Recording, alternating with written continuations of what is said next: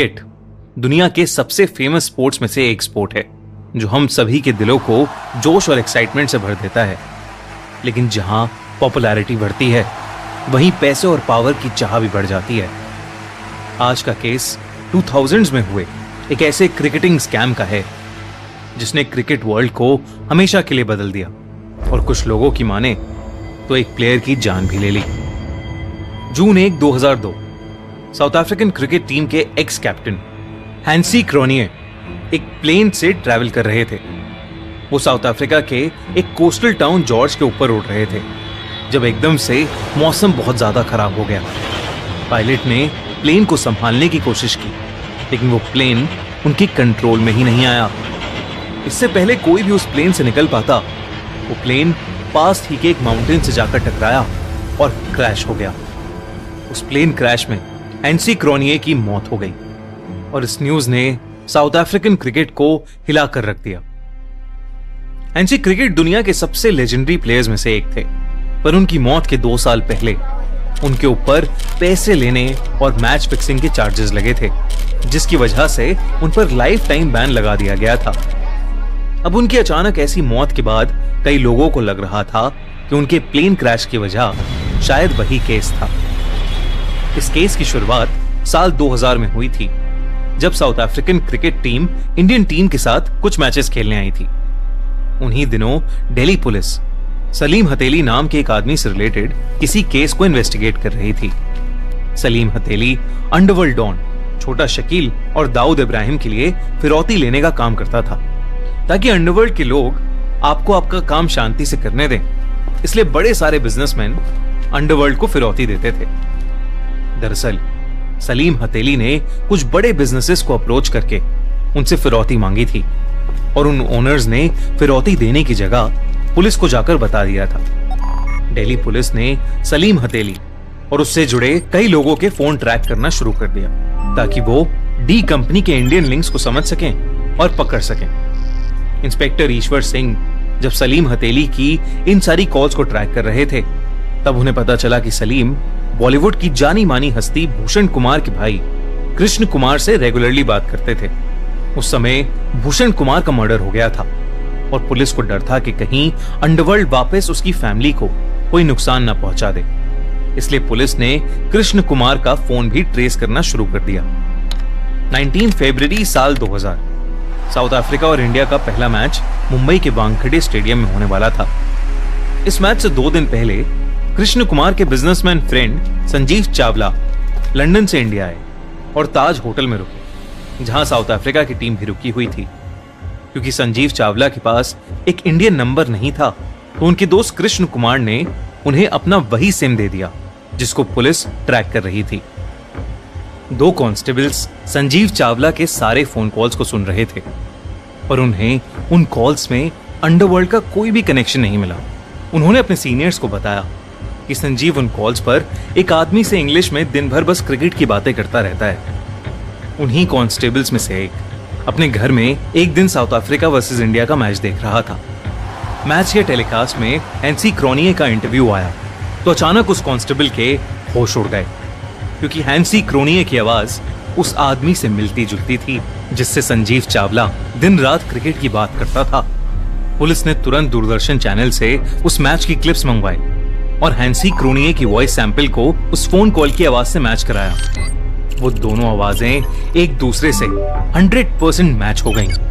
इसके बाद पुलिस ने उन दोनों की कॉल्स को और ध्यान से सुना और उन्हें रियलाइज हुआ कि ये केस तो असल में मैच फिक्सिंग का था, क्योंकि वो दोनों फोन कॉल पे जो भी बातें करते थे वही चीजें अगले दिन मैच में हूबहू होती थीं।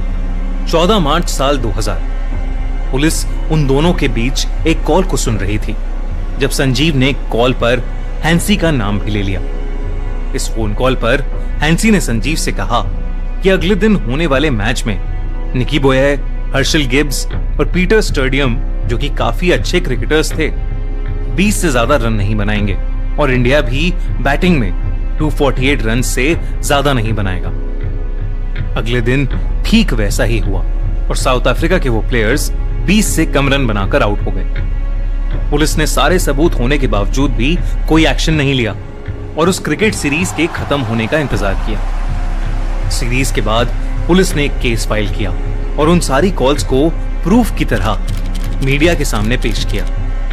इस केस ने इंडिया और साउथ अफ्रीका दोनों में ही हंगामा मचा दिया। 8 अप्रैल साल 2000 United cricket board of south Africa की ऑफिशियल स्टेटमेंट आई, जिसमें हैंसी क्रोनिये ने इन सभी सबूतों और मैच फिक्सिंग के केस को झुठला दिया। लेकिन हैंसी की स्टेटमेंट का किसी पर कोई असर नहीं हुआ और साउथ अफ्रीकन गवर्नमेंट ने उनके अगेंस्ट एक इंक्वायरी कमीशन बिठाई। हैंसी के ऊपर हर तरफ से बहुत ज्यादा प्रेशर आने लगा क्योंकि सारे सबूत उनके खिलाफ थे।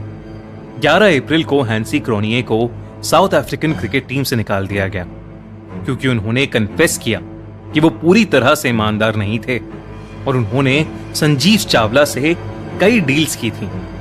उसी साल 7 जून को इंक्वायरी कमीशन की प्रोसीडिंग स्टार्ट हुई, जिसमें पता चला कि Herschelle Gibbs, spinner Henry Williams और साथ में साउथ अफ्रीका के कुछ और प्लेयर्स को हैंसी द्वारा पैसे ऑफर किए गए थे। इसके बाद यह भी पता चला कि हैंसी ने सिर्फ साल 2000 के मैचेस नहीं फिक्स किए थे, बल्कि वो कई सालों से कई मैचेस फिक्स करते आ रहे थे। 1996 में नागपुर में हुए इंडिया के टेस्ट मैच को फिक्स करने के लिए इंडियन टीम के मोहम्मद अजरुद्दीन ने हैंसी की मुलाकात एमके गुप्ता नाम के एक बुकी से भी कराई। इस स्टेटमेंट के बाद इंडियन क्रिकेट फैंस गुस्से से पागल हो गए।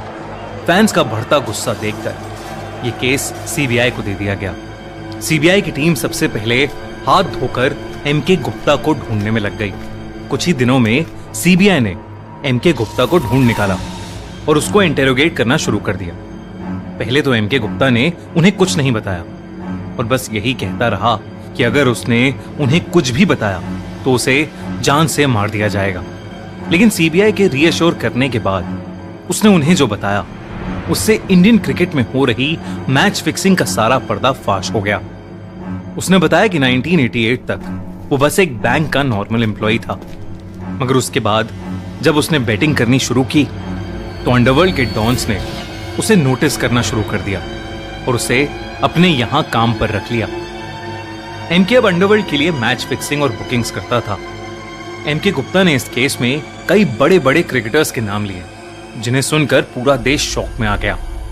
मोहम्मद अजरुद्दीन, जो कि इंडिया के कैप्टन थे, नवजोत सिंह सिद्धू, मनोज प्रभाकर, यहां तक कि इन्वेस्टिगेशंस में कपिल देव का भी नाम आया। वहीं पुलिस को ताज होटल में कुछ लॉकर्स भी मिले, जिसमें अजहर के साथ बाकी क्रिकेटर्स के पैसे जमा किए जाते थे। सीबीआई ने अक्टूबर में अपनी रिपोर्ट यूनियन स्पोर्ट्स मिनिस्टर के सामने पेश की और सीबीआई इस नतीजे पर पहुंची कि इंडिया में बहुत ही बड़े लेवल पर मैच फिक्सिंग की जा रही है। बीसीसीआई ने उन सब क्रिकेटर्स पर हमेशा के लिए बैन लगा दिया जिनका नाम साफ साफ बीच में उठ रहा था, पर करप्शन की वजह से सारे क्रिकेटर्स जो इस स्कैम में इन्वॉल्व थे बच गए। वहीं दूसरी तरफ United cricket board of south Africa ने भी अक्टूबर 2000 में हैंसी क्रोनिये पर हमेशा के लिए क्रिकेट खेलने से बैन लगा दिया और फिर 2 साल के अंदर अंदर हैंसी क्रोनिये की प्लेन क्रैश में मौत हो गई। क्या इसके पीछे भी कोई क्रिमिनल था? क्या इसके पीछे अंडरवर्ल्ड था?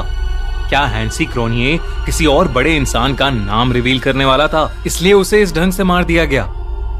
न जाने कितने क्रिकेट प्लेयर्स उस समय इस मैच फिक्सिंग स्कैंडल का हिस्सा थे, जिन्होंने केवल अपने आप को नहीं बेचा बल्कि अपने देश को बेच डाला। उन तमाम फैंस का भरोसा तोड़ा जो इस गेम के लिए अपना दिल छिड़कते हैं। उम्मीद करते हैं कि अब पूरी तरह से ये सब बंद हो चुका है और आगे आने वाले सालों में भी ऐसा कोई स्कैंडल हमें देखने को नहीं मिलेगा। और इस वर्ल्ड कप के लिए टीम इंडिया को बेस्ट विशेस। अगर आप